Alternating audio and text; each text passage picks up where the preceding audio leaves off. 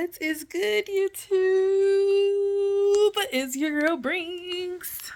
So you guys, I did not get a chance to show you guys the hair video from last week, and I pretty much sweated out my quick weave. So as you guys can see, natural hair is in and quick weave is pretty much off.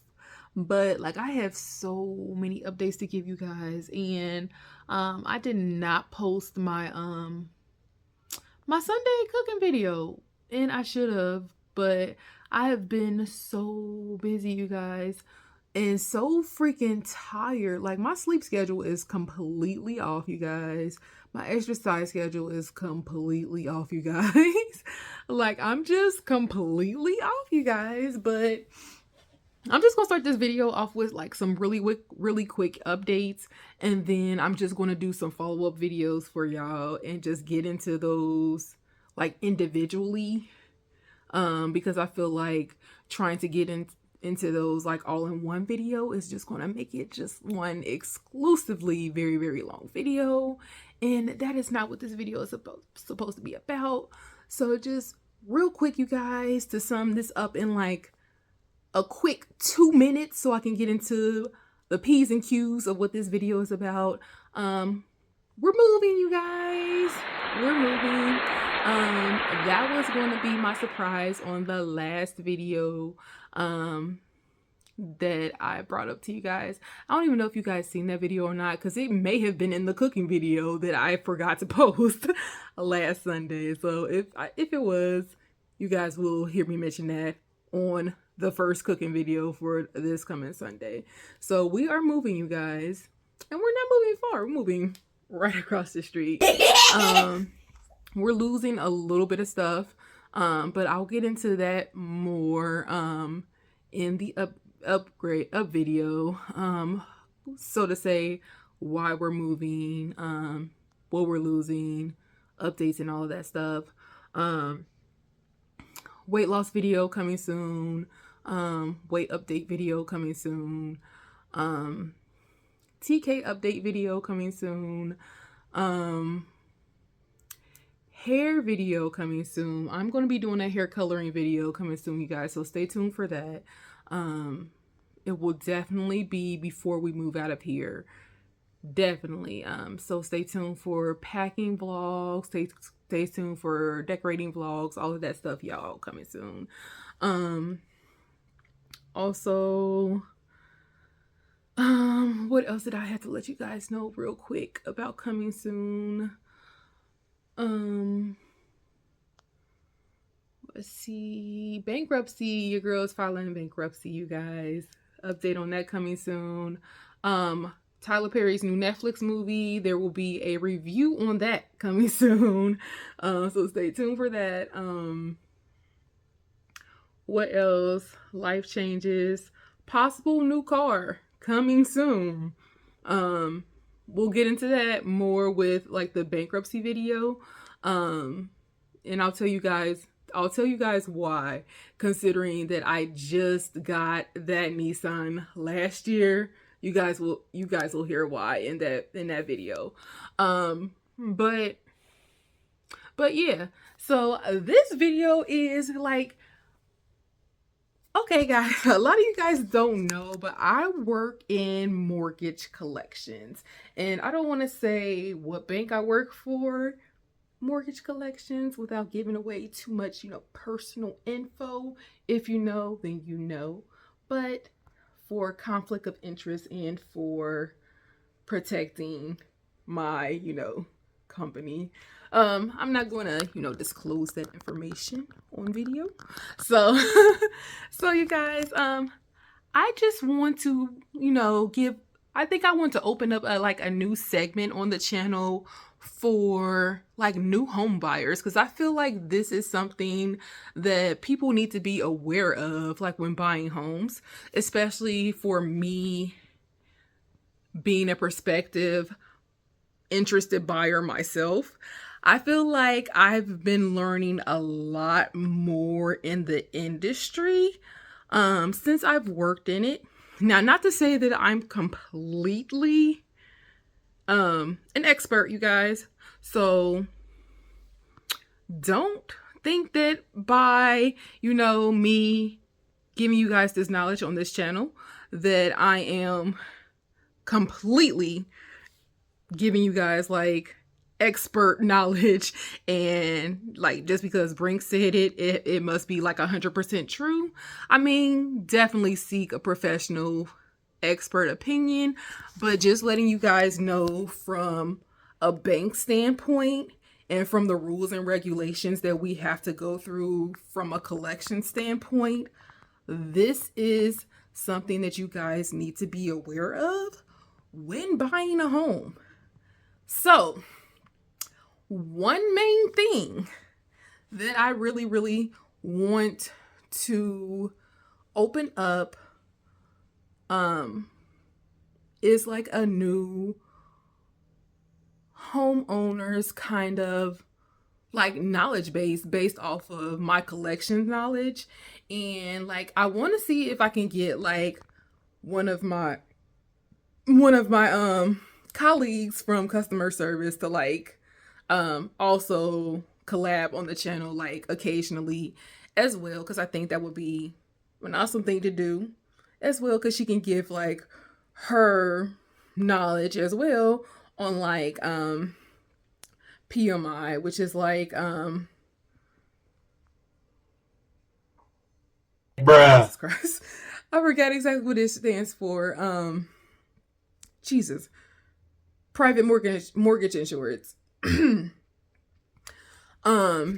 then like escrow analysis, how it all factors into your mortgage as far as like shortages, and the yearly analysis and how it affects and can make your payments increase or decrease, like recalculations, going over like payment details, and kind of like knowledges like that, you guys. And then and the more and more that I get like closer to other people and other departments, I can kind of see if I can get like other departments to collab in on this as well. But this particular video is going to be on forbearances.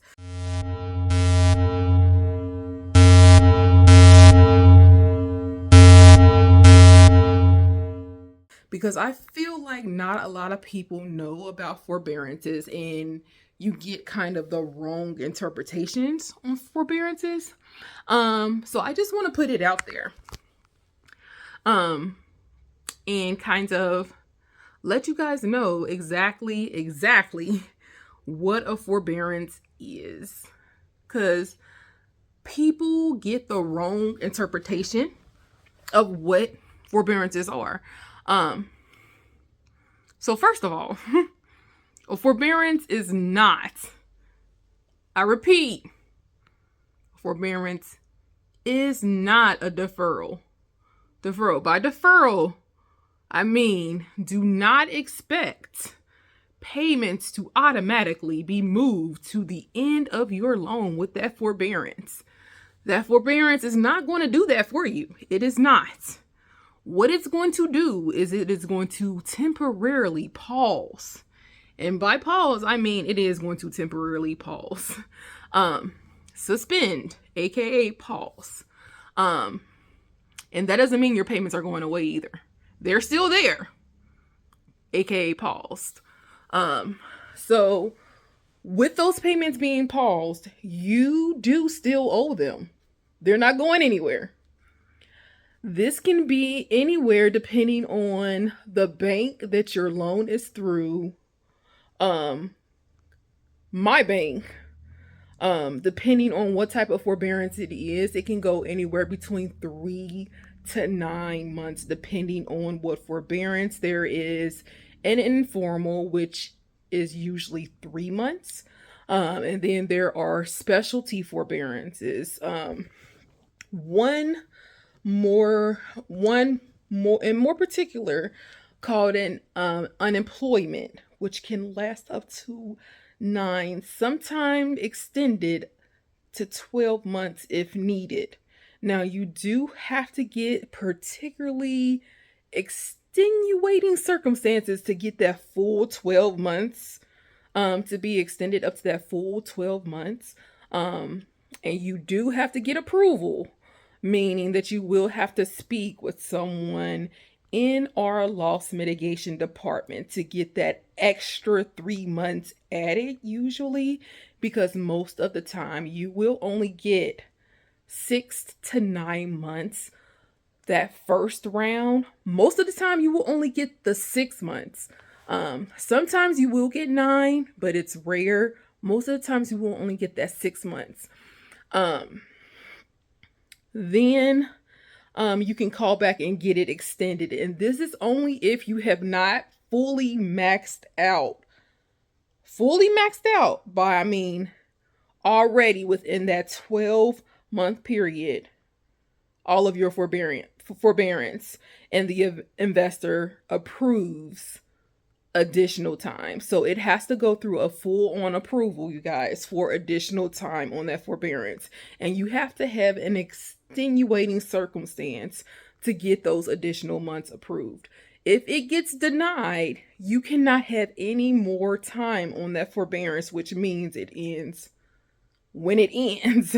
So if your forbearance was only from the months of May to June, July, and you had it extended for 2 more months, so May, June, July, you called in and you had another extension for August, September, and August, Seriously, another 3 months, the extension was denied for that extra 3 months.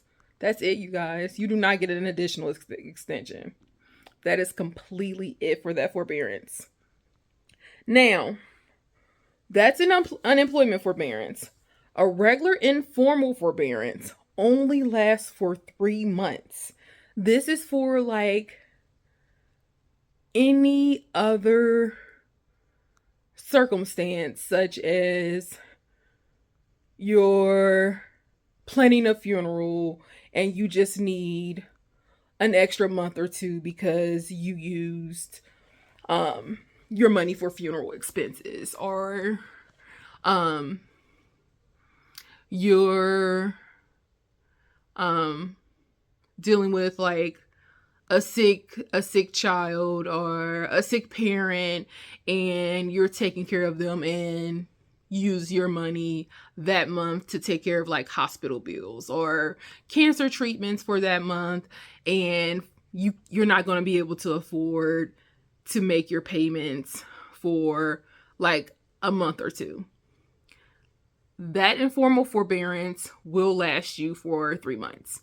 After those 3 months, though, you will be required to go into long-term options or pay those 3 months in full, you guys. 3 months into full. Remember, forbearance is a suspension. I cannot stress that enough. It's a suspension. Those payments are still due. Now, although it is suspending your payments, you are still able to make whatever amounts you're able to make. That means that while you're on a forbearance, we will literally take whatever amount you send in. That is the only time that you can send in whatever you want to send in, and we will say, yes, we will take it. Besides bankruptcy, you can make a payment of whatever you want to make and we will accept it. Is on a forbearance. Now, what that does is it basically brings the balance down that you're going to owe once your forbearance ends. Now, it won't necessarily apply to your monthly balance because it's not a full payment. So real quick, you guys, I had to chime in real quick because I forgot to put, where will it go if it's not going to apply to your account, if it's not going to apply to your account, if it's not a full payment. So Not sure how every other bank works, but for my particular bank, and it's probably every bank, but like, since this is my first time in collections, this is my first time in mortgage, you guys. This is my first time learning, like, oh, all of these terms, like all of these terms, you guys. So there is something on your account called a suspense account. It is basically like a side holding account. What this account does is it collects overages and underpayments. So any payments that you make that is not a full mortgage payment goes into this account that's called a suspense account. So any payment that you make on this forbearance that's not the full amount is going to go into this suspense account.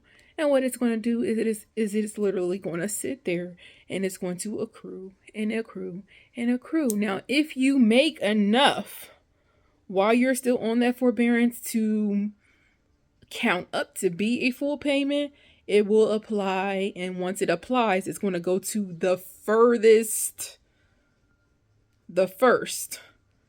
past due payment. So that means if you got on the payment, we're still going to use our May, June, and July example. You got on your, if you got on the forbearance for May, June, and July, you're delinquent for May. That first full payment that you made that's in your suspense account is going to count for your May payment. So it's going to apply for the May payment. That means that you still owe for June and July prior to getting off of the forbearance. So continue making payments, small payments, big payments, like whatever you can make while you're on that forbearance until it continues to calculate up to be another payment. Now, keep in mind, you guys, you only have those 3 months. There are people who don't even do anything. And this really, really hurts people in the long run. But I just jumped back on here just to tell you guys kind of what the suspense account is. And you may see me doing that throughout this whole video because I am doing edit mode right now. Because I'm realizing that I forgot to add in stuff while I'm watching this. But okay, you guys, back to the original scheduled program. But it will bring down the total cost of whatever's owed at the end of the forbearance because you're putting money on it that's for your past due overall balance. Now,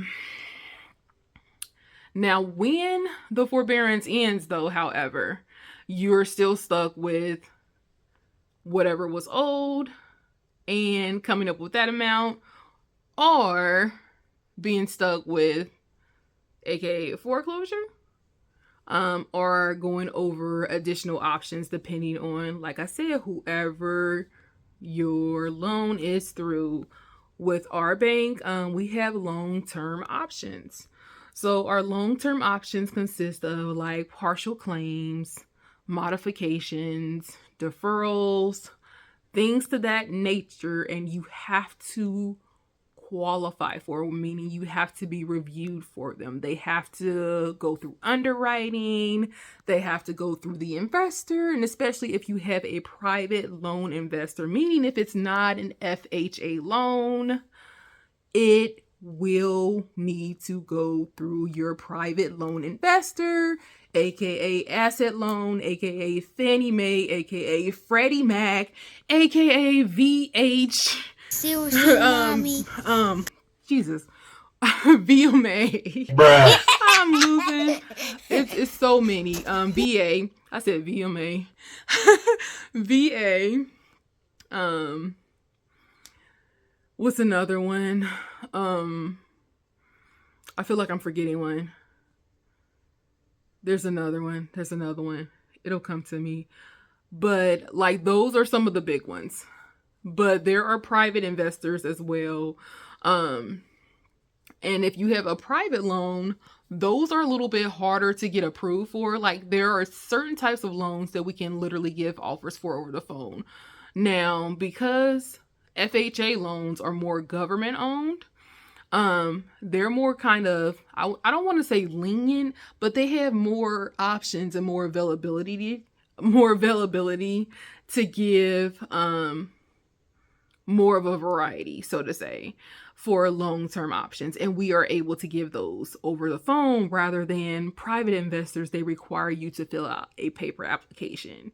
And with that paper application, it takes more time and energy, and it requires you as a customer to do more work. Okay. FHA people call in, we can go with them. We can go through options over the phone with them like that. Bam, they're in. Come back, they're done. Okay, we can let them know that they'll receive their decision letter in the mail, and in 1 to 2 weeks, and they're good. If you have a private investor, they have to fill that application out. They have to send in paperwork. And that paperwork may consist of like pay stubs, bank statements, job verifications, all types of things like that. Depending on who that investor is, they may require that type of stuff.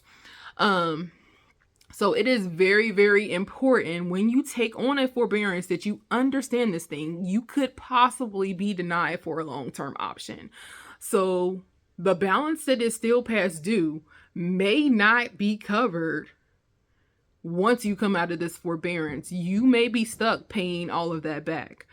A lot of people don't understand that you're stuck with that balance when you come out of the forbearance. And there's a possibility that it may not get to the end of the loan because it is not a deferral. It's not going to automatically go to the end of your loan.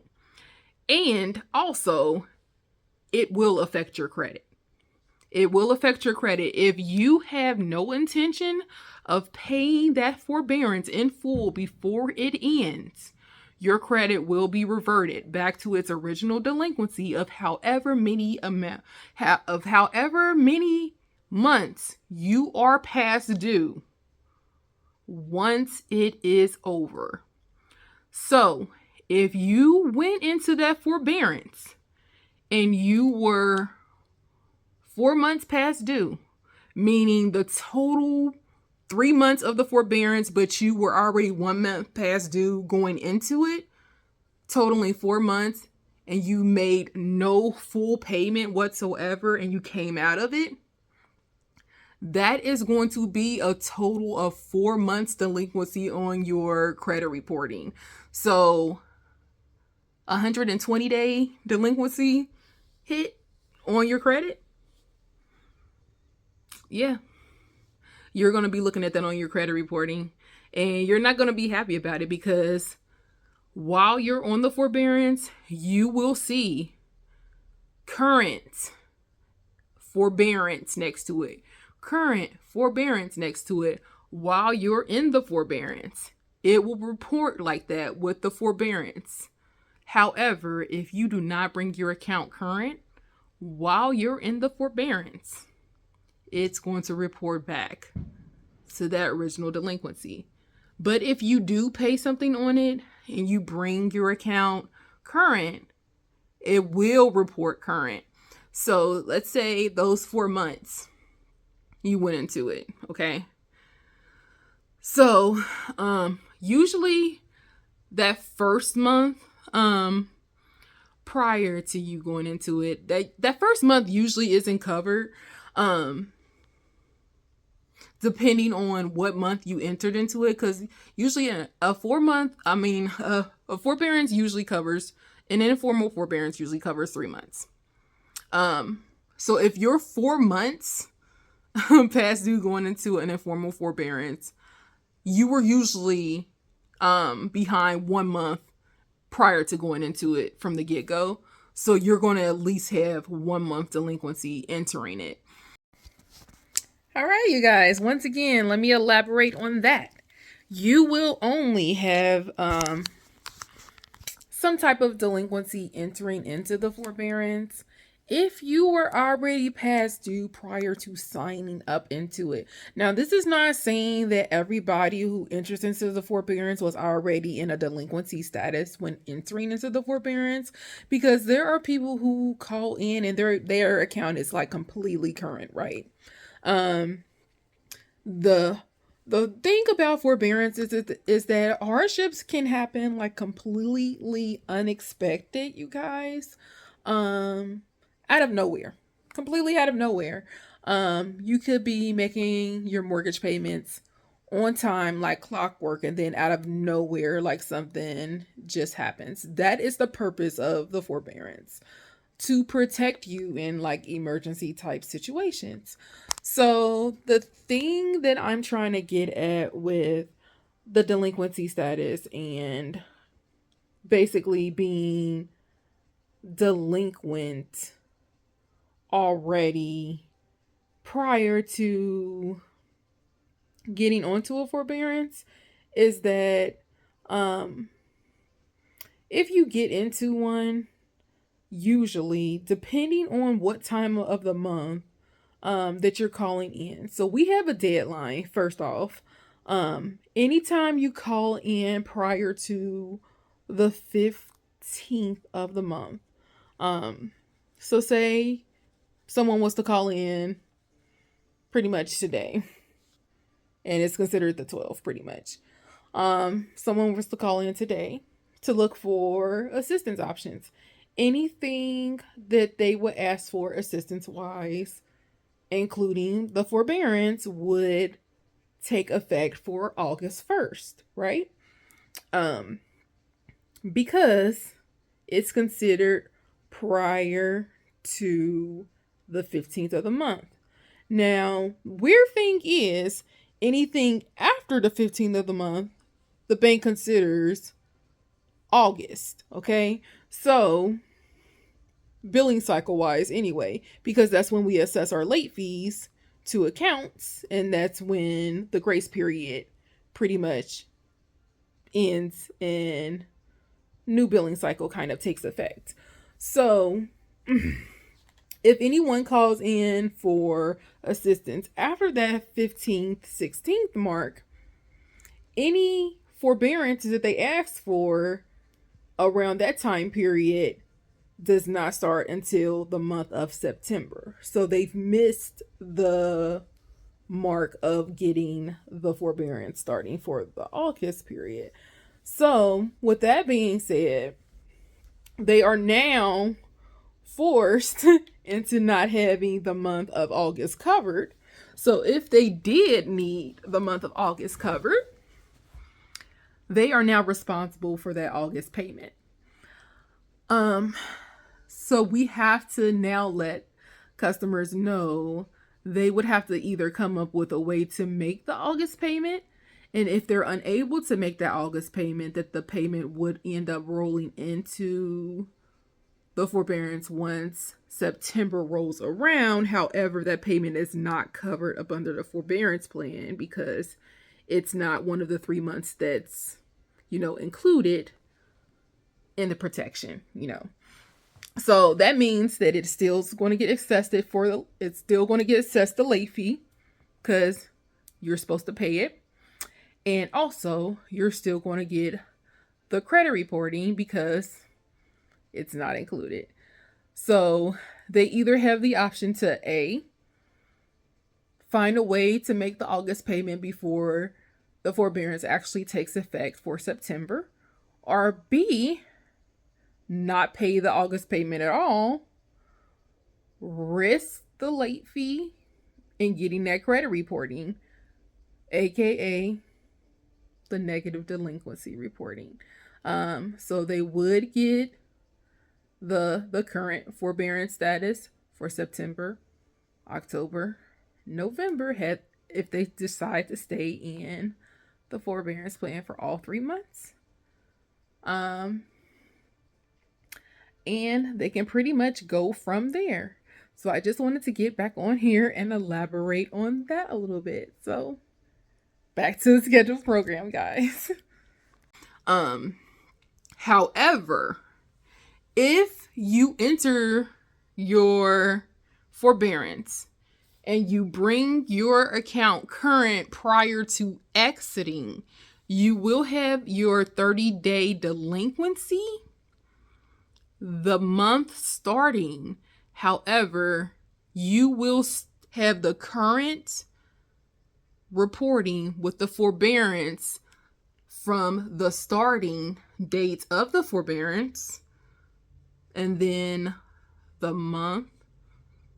3 months, for all 3 months, it'll say current with forbearance on it.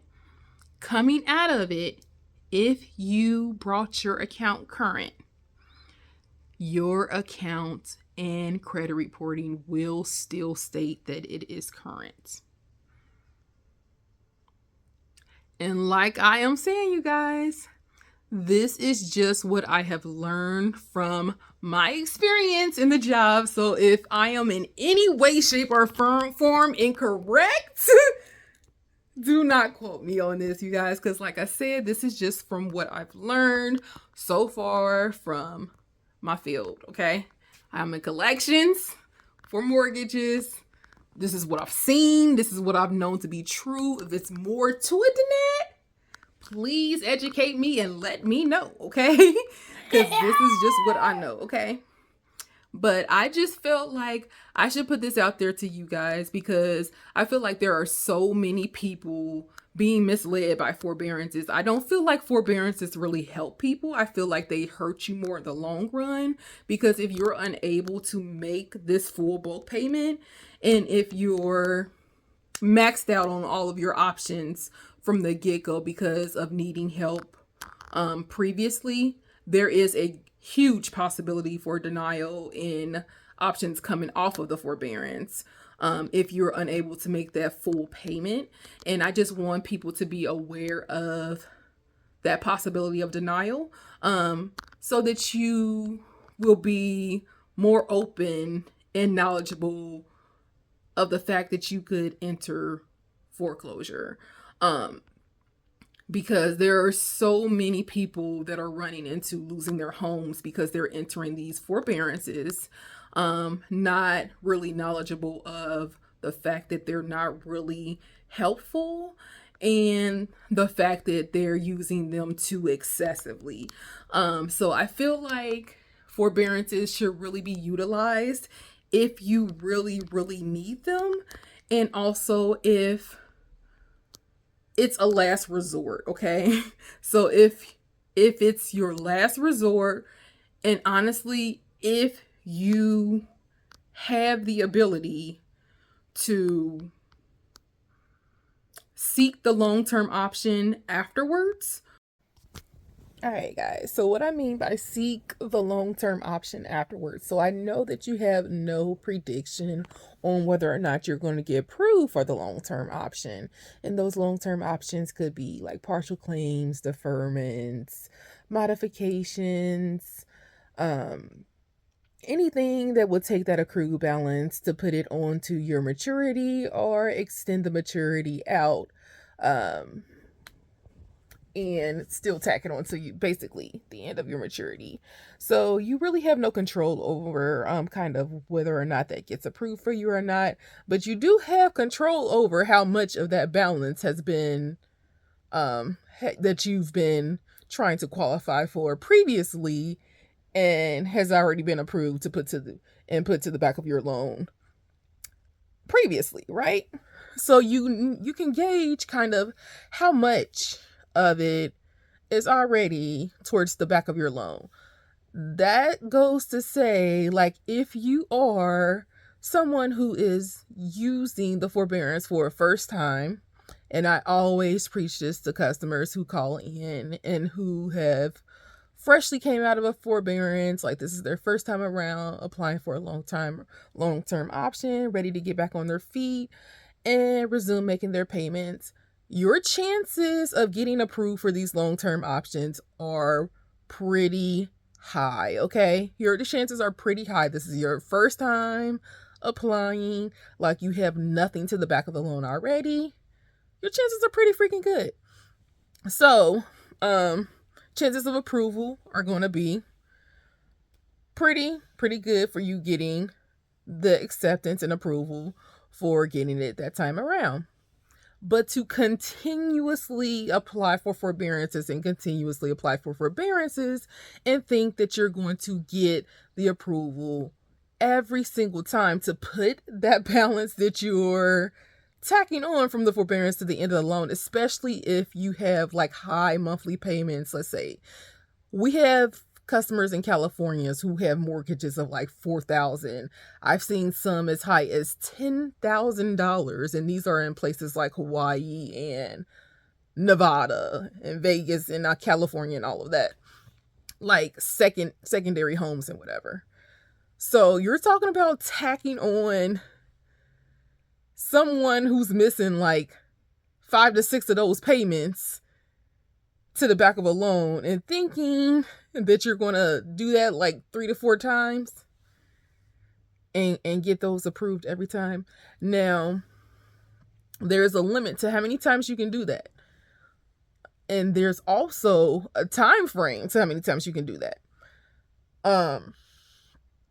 With FHA loans, it's either a partial claim or it's a modification. You're either going to get one or two of those options. If one of them is available, if only one of them is available, more than likely you only have the modification available. That means you've pretty much maxed out your partial claim, which is just taking the accrued balance and putting it to the end of the loan. That's everybody's favorite choice. Modification extends your loan out more. Put your interest rate at whatever the standard market rate is. Currently right now it's 7.5, you guys. It keeps flexing. And then what happens is if there's any type of shortage on your account from your escrow, if there's we take into account the past due amount, there's a whole new analysis done on your account based off of the past due, based off of the escrow, based off of the shortage in the escrow. It's done all over the account. They reanalyze the payments, and then you have a whole new calculated payment. We have no control over what that new payment is going to be. And a lot of times it can be higher, especially if you have a high payment and a high past due amount that is still owed. And a lot of people tend to want to use the modifications if they want to lower their payment. And this is good for someone who is a current customer. But if you're a past due customer, a lot of times that payment increases and not decreases for you. So modifications is not everyone's favorite choice for a long-term option. And if you've maxed out your partial claims, which is simply taking the balance and putting it to the end of your loan, that is most likely your only option. So you're pretty much forced to go with that option to bring your account current. So be careful with how much you are putting towards the end of your loan after these forbearances. Be careful with utilizing so many forbearances. Be careful with calling in and continuously asking for them. If you can find a way to make the payments, please just make the payments, you guys. Please just make them. like it's so much easier to just make them. Like, you can move things around. Please do not be afraid to downgrade. I have to do it. I realize when my payments are, my house payments are too much. I have to do it, okay? I can't afford it no more. Don't be afraid to downgrade, you guys. I know it's your home. I'm not about to be stressed out over no rent payment, okay? I don't have a mortgage right now, but I am a potential home buyer, and it is something that I'm interested in. But I see what you guys go through on a daily basis, and I want to reach out and help you guys. So, from what I see, from what my knowledge base is, as a collector, as continuously learning these things, please listen to what I'm saying. Take it into account. And once again, I am not a professional. This is just my job description. So I'm just telling you guys what I do on a daily basis. So, yeah. back to the end of this video. Or come up with the lump sum to pay the forbearance amount that's going to bulk up after you come off of it. Because if you don't, you guys, you are really putting yourself in a bind and in a hole by putting yourself into this, because all it's doing is racking up your balance and just putting you in a bigger hole than what you already started off with. So it's best to try to pay your balance if you can. So I really hope this video helped you guys. Stay tuned for the next videos.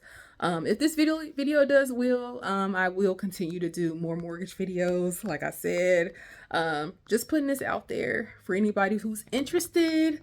Let me know, you guys, what the next topic should be. Until next time, you guys.